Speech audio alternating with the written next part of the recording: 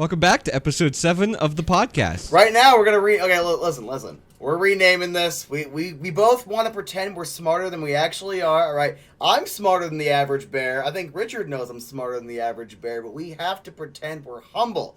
Anyway, so we're gonna be rebranding, focusing a lot more on hockey because that's the wheelhouse.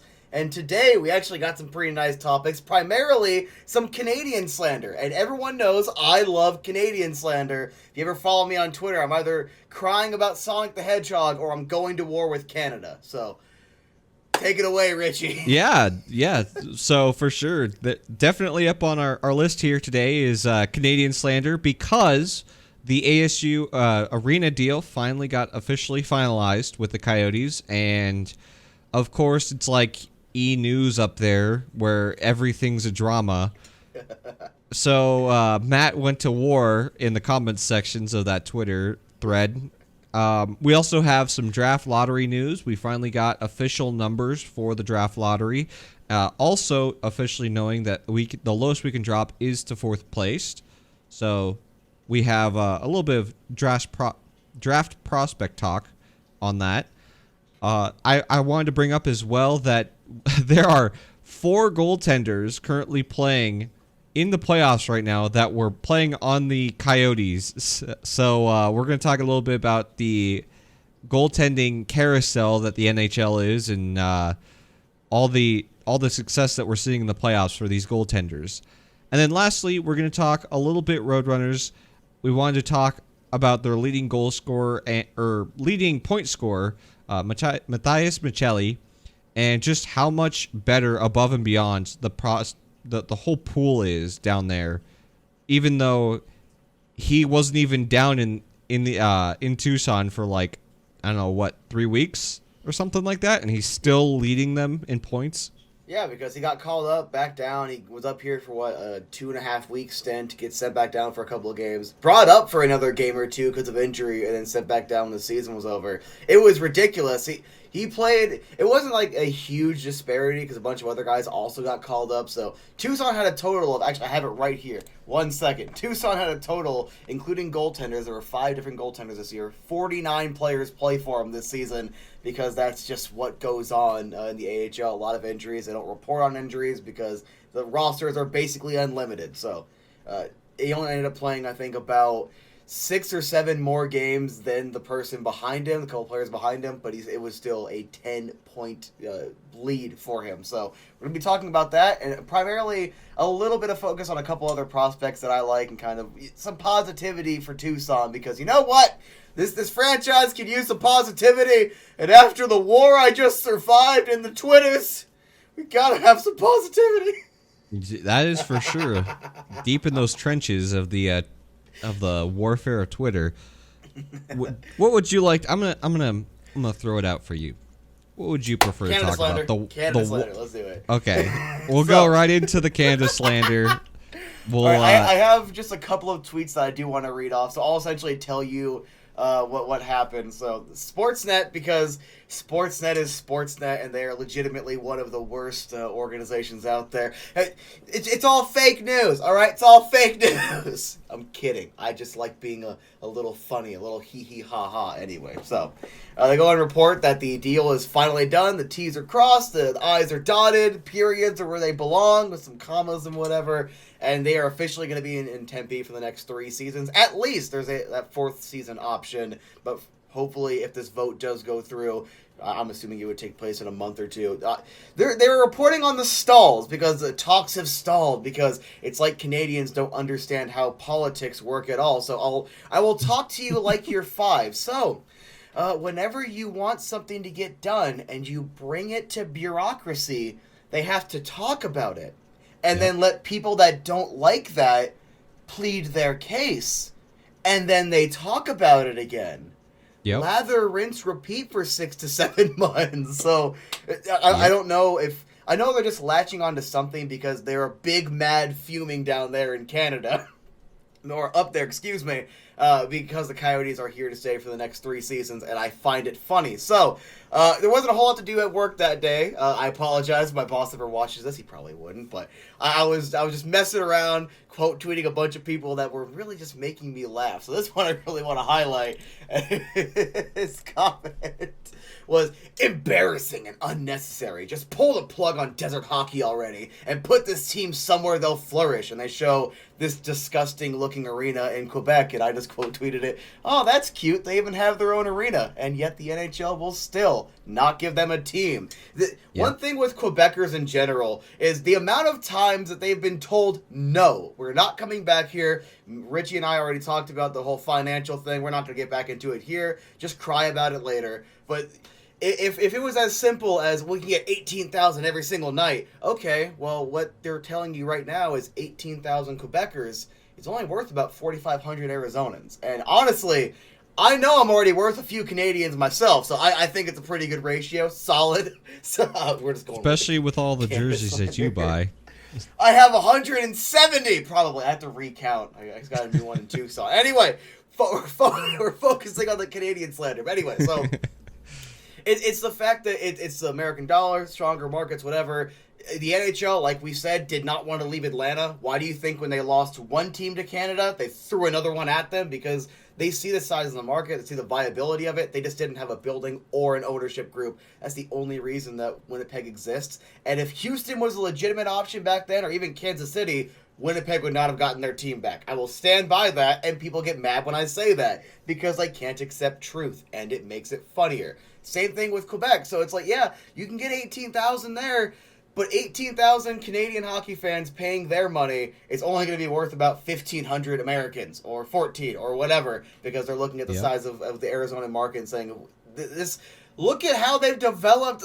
The top prospect on the Golden Child in Canada is an Arizonan kid. The top goal scorer, I think he just won the Rocket Richard, is an Arizona kid. He was born in Cali. I don't like that very much, but we're going to claim him for this because he was developed here. It's funny. This market is a lot better. But one person, and I really want to highlight this because I think I struck a nerve. So this person was talking about how embarrassing it was, yada, yada, and I'm just laughing at him. And then he's like, everyone's laughing at you. I'm like, I don't know. We're the ones with the hockey team, and you're the ones constantly complaining in comment sections. I wonder who's actually the laughingstock. His response, quote, "Holy stick, that's funny. Yeah, don't flatter yourself too much, bud. Our teams have many haters, but everyone is laughing at your house league franchise." And only response I have to that. I was going to keep going, but I feel like that would have been actual bullying, so I decided to stop it there.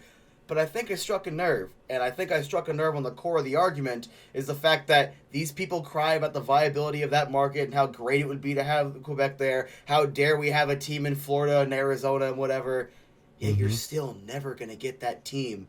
You're just going to cry in comment sections. Yeah, why do you think Quebec left in the first place? Why do you think Winnipeg left in the first place? Like, it's because how unstable Canada is truly as a market. They desperately, like, their whole just economy relies on so much about gas, right? Like, that is one of their greatest strengths as a nation, and what's going to happen? Eventually, we're going to stop using less and less gas, and the viability gets a little tighter and tighter versus Arizona, where, guess what? TSMC, Taiwanese Semiconductor Manufacturing Company, putting a mile-by-mile factory just outside of the city, not even 20 minutes, 30 minutes outside of the city. It's next to Lake Pleasant for everybody in Arizona. That is a massive industry. LG is putting another, like, almost mile-by-mile factory here for battery production. Like, Arizona is going to become the technology hub. There's a reason why the NHL doesn't want to leave Arizona. It's because of that reason. It's them and Houston. It's us and Houston. Yeah, Houston developed a lot too. Give them their credit, I hate Houston. I hate Texas hockey fans in general because of how toxic y'all have been about the Coyote situation. But I will be fair and give you that. I had to give them credit for that. Yeah, for me, I was specifically comparing Arizona to literally anywhere in Canada. Mm-hmm. I've heard insane rumors, put them in Hamilton, put them in blah, blah, blah. Like, No, they're not going there. They're like, so what? Then what's the problem with your nation's capital in Ottawa, right? Oh, because hockey works so well in Canada. That's why, the Ottawa Senators are selling out. Oh, no, it's because of instability and, arena being kind of far away. Wow. Let's go ahead and stop right there just to anger more Canadians, because they're going to be like paragraphs in the comment section. Oh, but it's because they're so far outside of Ottawa. It's so far away and it's so expensive. Oh yeah, what do you think it is in Arizona? So let's just go ahead and just wait for the salt comments and just TLDR it right now. Canada, the only reason they still have hockey in general is because the markets they're in that they have are massive. But people kept trying to come at me, oh, well, this city, Hamilton, this city has an arena this big or a smaller arena this big. It's just barely bigger than what your arena is. Or it has a population like this, yet none of them had population larger than Tucson. And I guess the Roadrunners are a more viable market than a lot of these places. So just pretty much, I'm going to keep laughing at you because you're stupid. And please, give me more content, because I'm not going to... When the poverty franchise laughs at you and you're angry about it, that tells you lost. So, we're going to go ahead and move on from the Canada slander for now. All right. For now. All right. We'll move off the Canada slander. Even though I will just keep looping repeatedly, because I feel like a cuckoo bird with them. How about we move off and go into a more exciting topic, which is the Coyotes playoffs, which is the NHL draft lottery. This is our playoffs. This is what we've been hoping for since day one, when we went on that 9-game losing streak or whatever. It was all for the Shane Wrights. So the Shane Wrights to party, you mean? Yeah, we got... Oh, God. Can we just talk briefly about how just freaking phenomenal and satisfying it would be? Because this draft takes place in Montreal, right? Yes. So how satisfying would it be if the Coyotes won the first overall pick in Montreal? How sad, literally the Canada slander, I'd have so many more tweets to make fun of, so many more people to just anger. Because, oh my God, that poverty franchise down there playing in front of 4,700 that they're not even gonna sell out. They can't sell 4,700 seats. How come they get Shane Wright? I need it, please. If there are any gods out there, you're listening to me, please. I'm gonna pray to Hades right now. Give us the first overall pick in Montreal. I would freak out. Yep. I'm looping back. All right. I'm doing this. All right. I'm looping back. I'm schizoing out here. I have heard time and time again of, well, don't you think it's a bad look if the first overall pick is playing in a 4,700 seat arena? That's embarrassing. It's temporary. Repeat after me. It's temporary. The kid's contract will be finished when the arena's done. It's temporary. Okay? Now, I agree with you. If after 3 years we still don't have any arena solutions, things are looking pretty bad, then you gotta move them. Then you gotta move them. But you're going to Houston. You're not going to Quebec. Sorry. Can I just tell you the funniest argument I heard from these people is they should temporarily play in Quebec or Houston for the next 3 years, and then whenever they build their arena, they can come back. Or they should move the team, and then whenever they build a hockey arena, we can get an expansion team. And I'm like, I know you're trying to sound like you're compassionate or whatever, but you're stupid, because why would they build an arena for a team that's, gone? And even then, a temporary solution is temporary. And these people are acting like we just have 13 buildings that are NHL level all throughout the valley when we have 2. One of them wanted to lock us into a 2-decade contract, which would have led to more financial instability, less market viability, and more people just screaming, move the team. And the other one is owned by or ran by Robert Sarver, and they said no. and I wouldn't want to hang out with Robert Sarver anyway. You see the investigation he's under. I wouldn't want to be anywhere near that. It should have gone to Chase Field. I'll give you that. Supposedly he's stepping down, which is interesting. We'll see how that goes. Very interesting moving forward. So it's funny. And whenever you loop around, I need to like pick up what you're throwing down. Go the old valley oop, if you will, because it's fun. It's just fun. I mean, I think they'll put them in Oceanside before they'll see them move to Quebec. that's my. Oh, you know what? One last time. Sorry. One last time. The NHL would rather play in a college arena than Quebec. Suck it. Sorry, I had to. Yep. I'm going to tie this off with a bow just because we have to say this every single week because, we loop every time Canada has to talk about us. I don't understand how Canadians can say that Gary Bettman is just a pawn of the owners, but then also Gary Bettman is the mastermind that controls everything. The Coyote situation is all Gary Bettman's fault. All Gary Bettman's fault. But, big but, when it has to do with the league in general, it's all the owners' faults. Let's use our little thinking brains here, guys. They don't have them. They don't have them. If Bettman is just the pawn to the owners, why haven't the Coyotes moved? Because the owners don't want to move out of the market. Wow. Interesting how that works. Like I said, Anyways. They don't have brains. It's been scientifically proven. The kind of people that complain about the Coyotes on Twitter do not have functioning brains. Not even functioning adult brains. They just don't have brains. And it's funny. And I'm not going to stop laughing because I know you're sitting right there, you're watching this, and you're seething, and you're smacking your keyboard, and you want me to shut up, but I'm just going to keep laughing because you're dumb. I think that's the most we're allowed to call them dumb without being officially bullying. Yes. Even though we're the poverty franchise, so I don't... It should say something if the poverty people are the ones that are bullying you. Yeah. Let's go back to making fun of, ourselves here and talking about, first overall picks playing in 4,000 seat... Oh, wait, no, sorry, 3,200 seat arenas. Yep, that was a number. Remember that? Yeah, I remember that number. I remember that but number. I'm using an entire half of the arena. You know the student section exists, right? And they confirm they're keeping it, and you can't buy a season ticket for a student section. Idiots!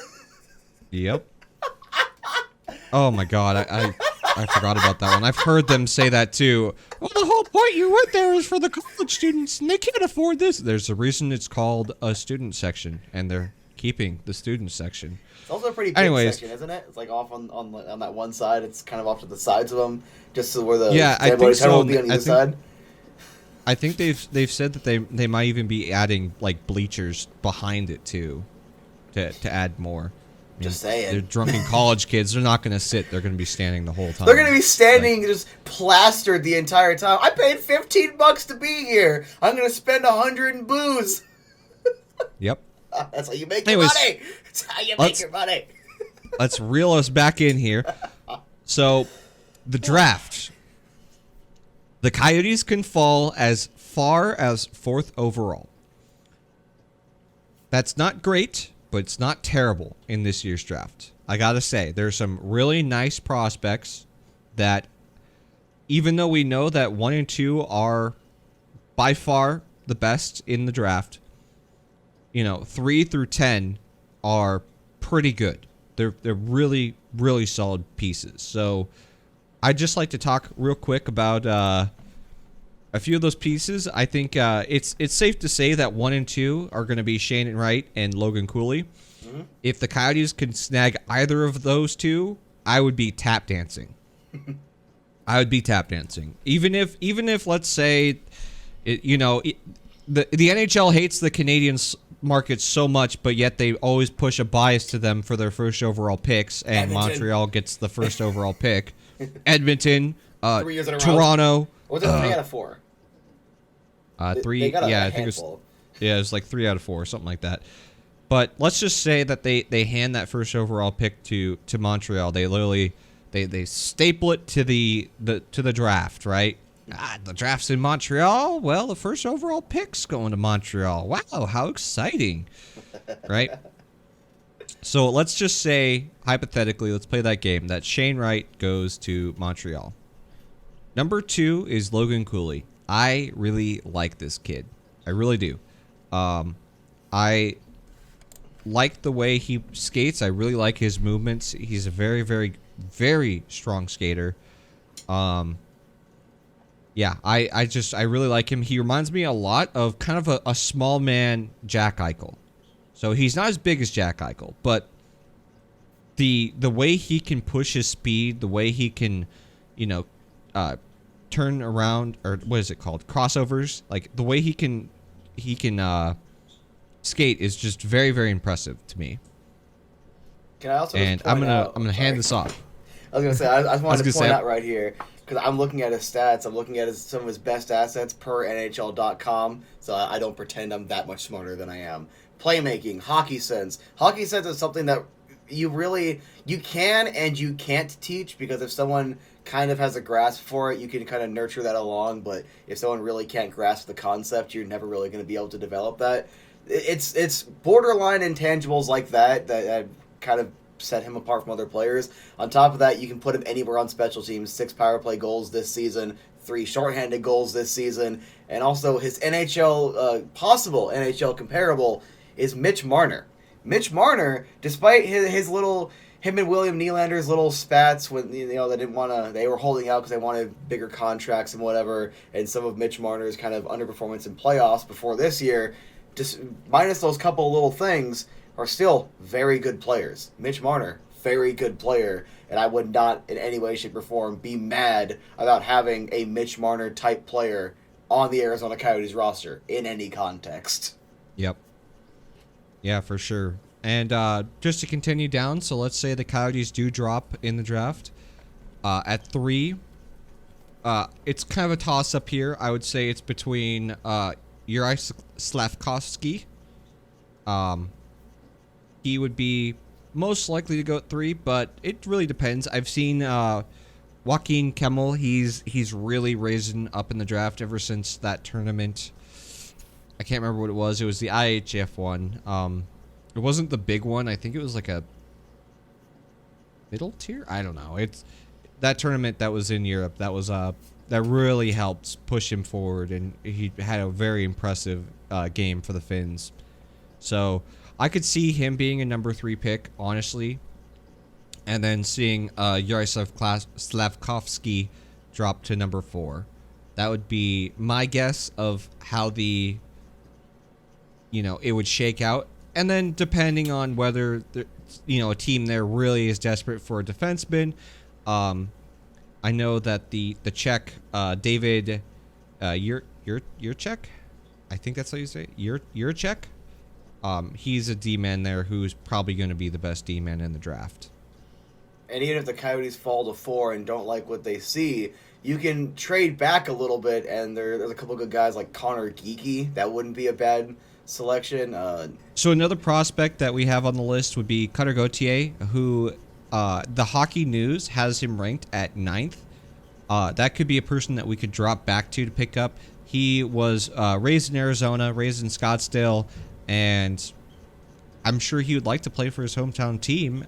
He is a winger, but he does have a very lethal shot.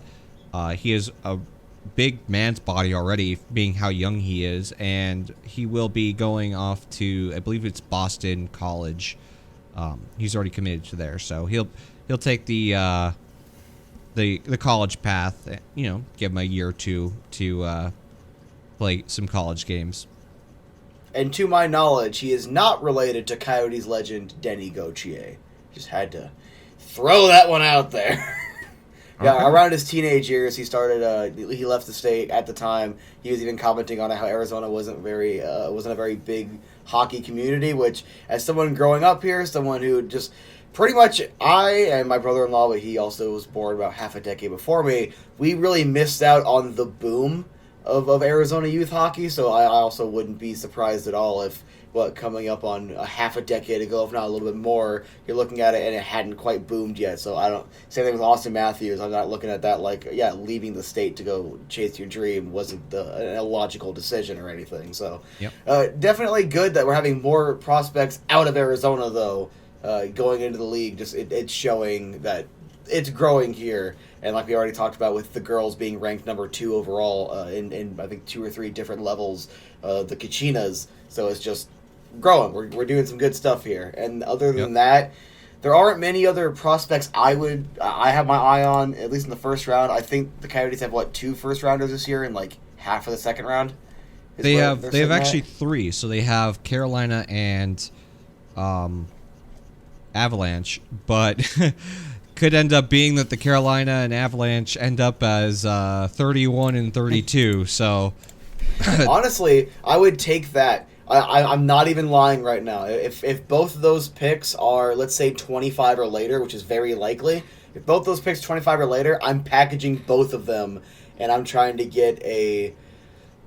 I'm going to throw a couple names up there to convey what I'm trying to say, but not exactly these players, and I'm trying to acquire like an Anton Lundell or like a Boldy, a guy like that's a top prospect right now, and I'm looking at teams that might not have room for them this minute, and be like, hey, do you want these assets for the future? So that if they're both later than 25, that's kind of my mindset behind it, what I'm trying to do with those picks. Worst case scenario, you can't get a deal done, and you're getting 2 pretty good prospects in a deep draft, and you own the second round. So I have a lot of optimism going into this, and if the Coyotes pick anything worse than 3rd overall with their pick, I have to buy a Quebec jersey. But if they get the 1st overall pick, I get to get a masked coyote, Kachina head, whatever you want to call it, tattoo. So I'm very much looking forward to my brand new tattoo. I love wasting money. Just a name to throw out there of a guy who I could see who's dropped hard in his stock, and then people go, "What the heck? Why is he all the way back here?" He like a Anton Lundell, like you're talking about for Florida, is actually another Finn by the name Brad Lambert. A lot of people are dropping pretty heavy on him. He had a really bad season this year, and let's be honest, a lot of these players have struggled post-COVID lockouts and stuff like that. So I could see him bouncing back. He was projected to be at least top 3 pick in this year's draft, and he dropped hard because of his play. Could be a guy that worth taking a risk on. You move up for, let's say you move the worst of those 2 first overall picks, and then maybe like a 2nd or a 3rd, and you move up to like 15 to 18, and you pick up Brad Lambert. Like, could be worth trying. That's not, that wouldn't be a bad option at all. On top of that, with how we own the second round, this is a scenario, unlike with the Soderstrom scenario, where I do not mind sacrificing a second round pick to move up to grab a guy. If you're going from like 22, whatever, up to like 18, 15, because you're actually moving up somewhere and you have the assets to spare. You're not just running on empty like and they were with Soderstrom. Those seconds are very valuable. Those are not like late second round picks. Those are early to mid second round picks. I'm just saying, it's looking pretty good going into this draft. And regardless, they have, you said 3 first round picks, and is it 4 after that McBain trade, or is it still 5? No, it had is 6 4 before. Yep. So that's 7 of the top, let's call it 75 prospects. Best, not in a best case scenario. No matter what, you're going to come away with at least 5 viable prospects. That's an entire lineup. That's a line and a defensive pairing right there if you're drafting smart. And just let's say they get guys that are 19, 20, so they can go right to Tucson. That can potentially give Tucson a brand new top pairing and a first line. Just to put it into perspective of what they could achieve with this draft. And that's just with their first and second round picks. That's not even if they draft really well in the 3rd, 4th, whatever. And they're known to draft pretty well late rounds. Connor Garland's one of them that comes to mind. What was it? Michael Bunting, wasn't he a 3rd or 4th round guy? Yeah, something like that. Here, I can fact check that real quick. Okay, while you're doing that, I wanted to tell you what those. So we have 7 picks in the first 2 rounds. of those 7 picks, they're in the top 45. 7 of the top 45. Oh, and Bunting was drafted 117th overall, so that's, 4th, 5th round territory? Anyway. Yeah. 7 of the top 45. Just, again, putting it in perspective, what they could do with this draft if they draft smartly. There's literally nothing wrong right now with how this draft is looking, unless they just draft a bunch of like Brandon Gormleys and Mike Vizentines, or is it Mark Vizentine? Doesn't matter. He's not important. Or, no, I know what Craig you mean. Wellers. Yeah, a lot of people that just fizzled out and never became. But luckily, I don't think that's going to be the case. Bill Armstrong, his background was in scouting. He's installed a all-star scouting staff here in Arizona. The biggest thing that I have question marks about is not the pieces that he can pull, but the development. We haven't seen a lot of turnover yet in the development staff to make these guys, push them even further.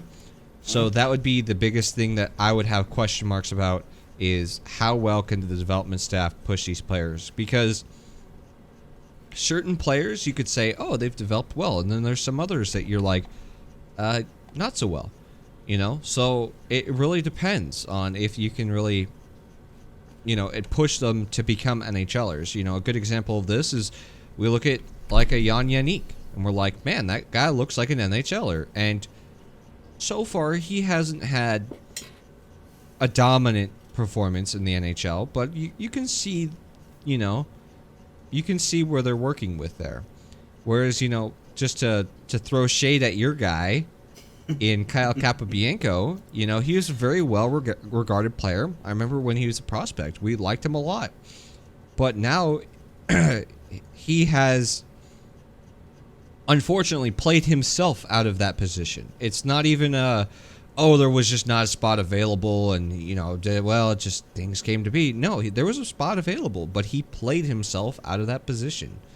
It's oh God, who's the DJ? Is it DJ Khalid? Congratulations, you played yourself. Yeah, Khalid. DJ Khalid. Congratulations, you played yourself, and it's kind of what's going on with him right now. He's trying so hard, but he's making just so many pivotal mistakes in his game. I think with Capobianco, now that he has that full year under his belt, he should be cheap to bring back. It would probably be a 1-year deal if they do. Mm-hmm. And I did like a good amount what he did on defense. The problem was he was either really good or not at all, because there would be plenty of times where I would like a pinch he would do, but he wouldn't do it properly, or he would miss, and then there was a 3-on-1 going back the other way. There would be plenty of times where he had an opportunity to shoot on the offensive side, and he wouldn't. Then other times he would, and he would look really good. At the very end of last season, he was starting to move that puck around. I was getting some young OEL vibes, and I've been saying that about the kid for years. Well, he's 25 years old now. He's not a kid. He's 1 year younger than me. But I've been saying about the guy for years. The problem is, can you do that and take that momentum and take the negatives from this season, work on it in the offseason, and come back next year? Because he isn't officially done yet, but he's no longer a prospect. He's a project. Once you hit 23, 24, if you're not developing properly, you're a long shot at that point. I still think there's an opportunity there, but I'm not going to deny that there was some struggles there. Now, to give them a little bit of credit, I've been very critical of Victor Soderstrom. I stand by everything I've said.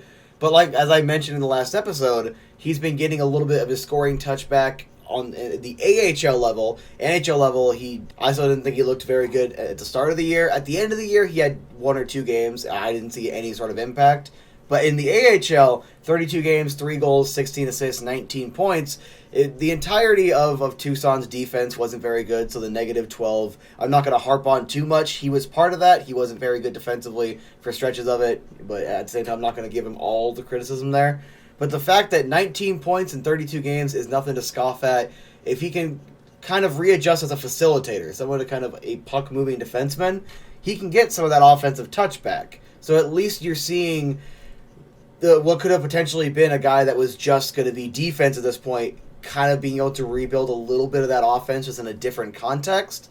It shows a little bit to look at Tucson and what they're doing and saying maybe the prospect development's not going to be that bad, but you still need to look at who's been down there, who you think is making the biggest impacts, and you do need to bring in some other people. To bring it to another sport real quick, the D-backs, the starting rotation last year, it looked terrible. They got a really good pitching coach, and the starting rotation has been phenomenal. Like, literally the best three pitchers in terms of ERA, and Merrill Kelly is leading the league right now. So just to kind of bring it back to hockey, those coaches really are pivotal. So to give Tucson some credit, add some context, right now it's in a very weird developmental stage of the development.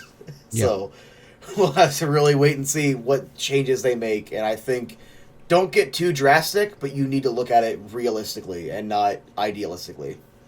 Well, since we're talking about the Tucson Roadrunners, how about we move into talking a little bit about Matthias Michelli and how he was the leading points getter on the Tucson Roadrunners. All right, so I got his stats right up here. So let's just start off with number 3, just to give you a little bit of context. Michael Carconi kind of came out of nowhere last year, playing really well in Tucson. Earned himself a spot in the NHL. He has one more year left on his deal, I believe. I was looking at it. I think he's signed to a 2-year deal. That's not going to be a bad guy in the bottom 6 in Arizona, and he probably earned himself a spot in the bottom 6 in Arizona with how he played, especially towards the end of the season. Moving the puck around pretty well. They trusted him on the power play. Context of injuries aside, showing that you're reliable there, that's going to get you some playing time. 48 games, 24 goals, 17 assists, 41 points. I think that's a good season. Yan Yannick, the kid you were just talking about not that long ago, 51 games, 17 goals, 30 assists, 47 points. Also, really good season. Michael Carconi was the leading goal scorer. Matthias Michelli in 47 games, so that's 4 less than Yannick and 1 less than Carconi. 14 goals, solid year. He's mostly a facilitator. 43 assists, 57 points. He was 4 assists shy of having an assist per game, and for a good portion of the season, he was at an assist per game. And it's just ridiculous how well he played, how good he's looked. Very good facilitator. He showed it at the very beginning when he got called up. Passed him really well. He scored a goal or two. Then it kind of tapered off. It's expected with young players. It happens. Sometimes you take a big hit, the welcome to the NHL, as they say, and it takes you a little bit to kind of readjust because the AHL is NHL burnouts, guys that are fringe NHL guys that are trying to earn their spot, and kids that are just coming in. So the speed of the game it's completely different when you go to the NHL, which is why I'm a little more patient with like Kevin Bianco guys coming up for the first year. You got to see how they play, and then so got to adjust to the game, and as the season progresses, then you can kind of get a feel for where they're going to go. So, just to put into context how much better he was, he had 1.21 points a game.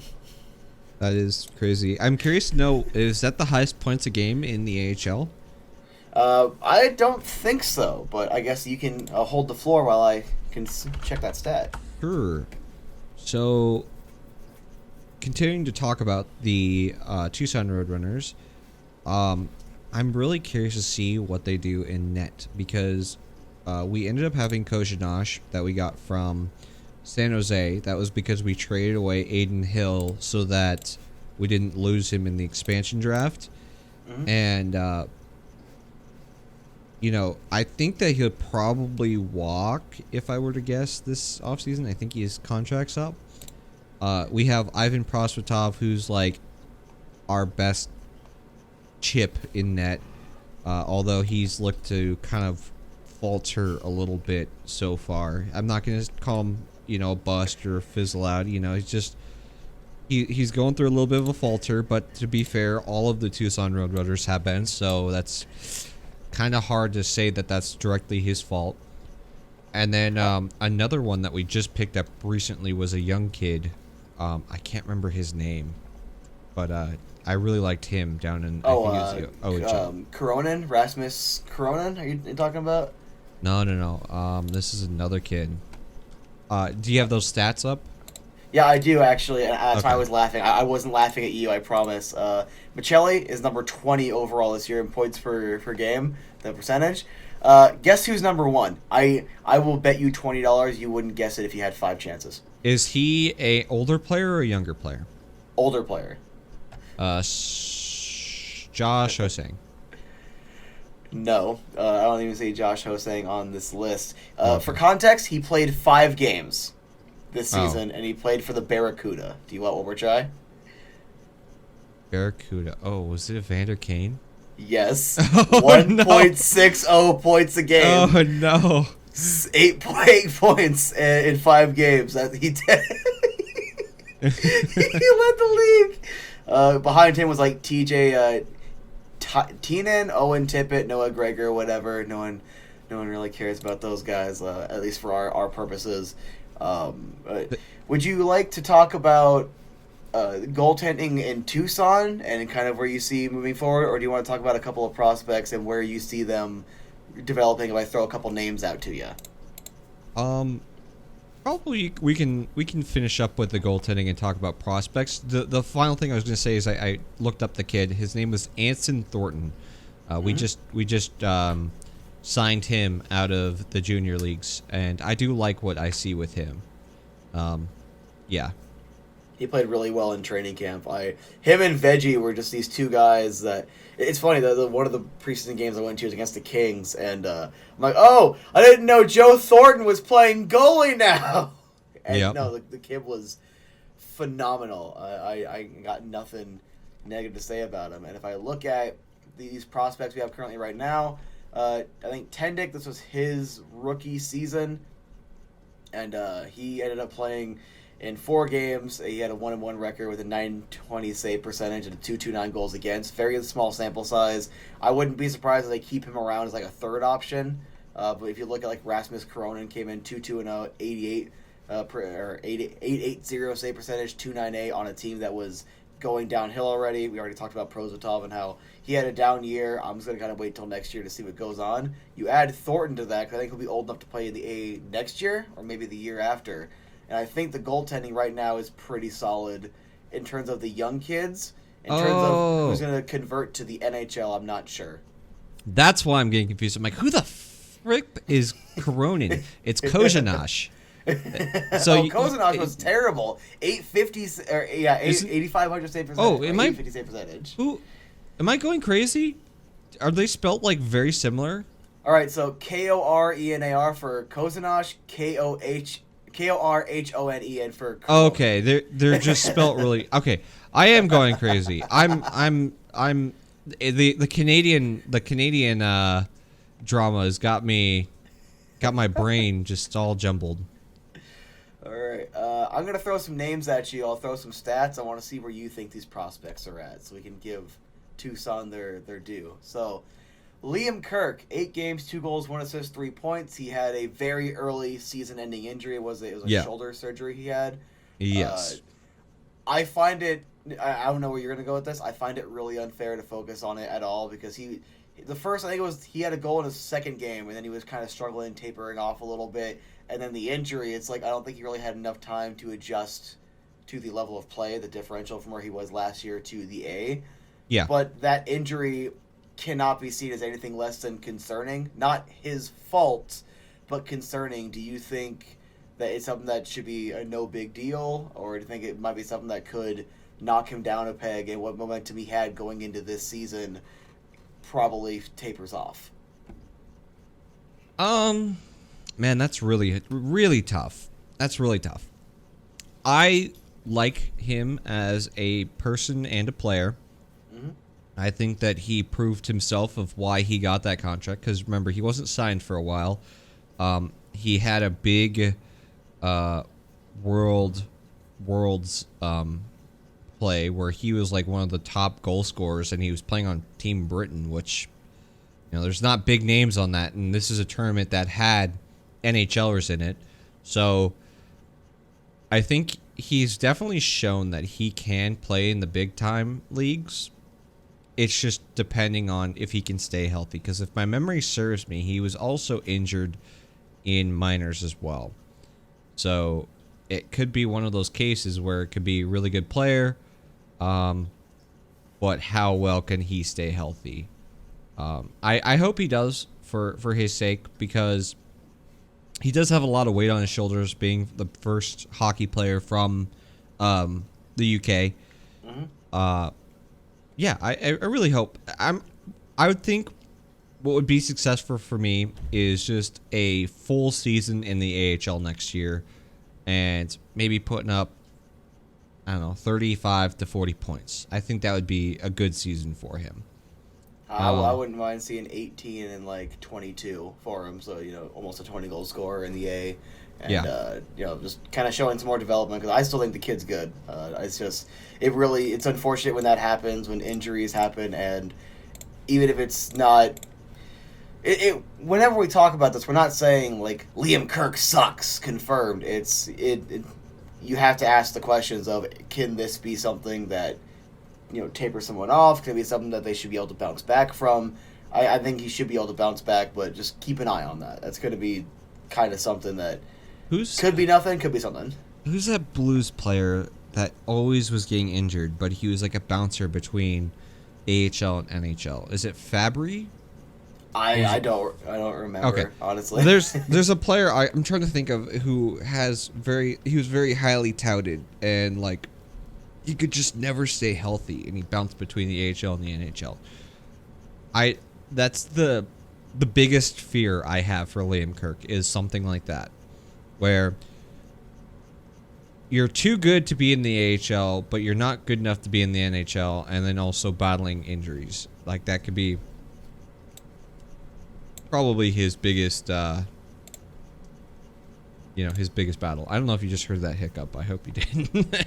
Oh, I did. Oh, okay. I see there. I was hiccuping. Do you have any other? Yeah, I was about to say. I got one. Here's a name that you probably forgot we still had. Blake Spears. He's like 24, 25. He's not a kid anymore. 52 games, 2 goals, 3 assists, 5 points, negative 19. I think it's his expiring year this year. The final remnants of that Taylor Hall trade. Is he back next year, or is he not? Probably not. I doubt it.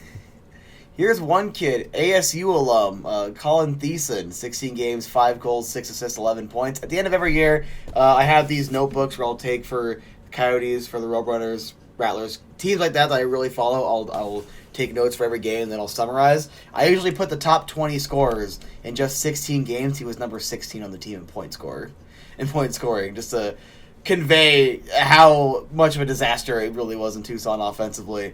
I think that I think it was only a 1-year contract with Tucson, not Arizona. Was that? I got another interference thing, running out of time marker. All right. I'll get this out in like 2 minutes. Okay. All right. So Colin Thiessen, I think he had the 1-year contract with just Tucson themselves. I wouldn't be surprised if Arizona invites him to training camp and he gets like a 1 or 2 year deal. It's a 2-way deal, because I think he played pretty well. You have a couple other guys to kind of keep an eye on. Soderstrom, I think if he can just develop a little more of an attack, of actual like offensive instinct, I think he should be fine. Other than that, the rest of them are guys that are kind of plugs. Cameron Hebig, Broadhurst, guys like that are just kind of AHL level plugs. And if I had to give like a top 3 prospects right now, it'd probably go Dylan Gunther, Matthias Michelli, and then whoever they draft this year with their first pick. If I had to do like a top 3 prospects, agree, disagree? Anything to add? Comments, questions, concerns? I think you're pretty much. I mean, it really depends on what you consider a prospect at this point, because they're all up on the NHL. Yeah, I do like Moser a lot, but he's kind of become a mainstay. I'm just quickly cycling through this list here. I do like Yannick, but he seems to have spun the wheels this year. I don't think he really built too much this year off of his previous years. But hopefully he can come back to training camp next year and be a little bit more physical, a little bit bigger, a little bit more of a man in that sense of the way he's developing. Want to do some closing thoughts? Kind of how do you want to take the close here? Yeah, let's. I don't even know how long it's been. Unfortunately, I'm going to disclose this with everybody on the pod.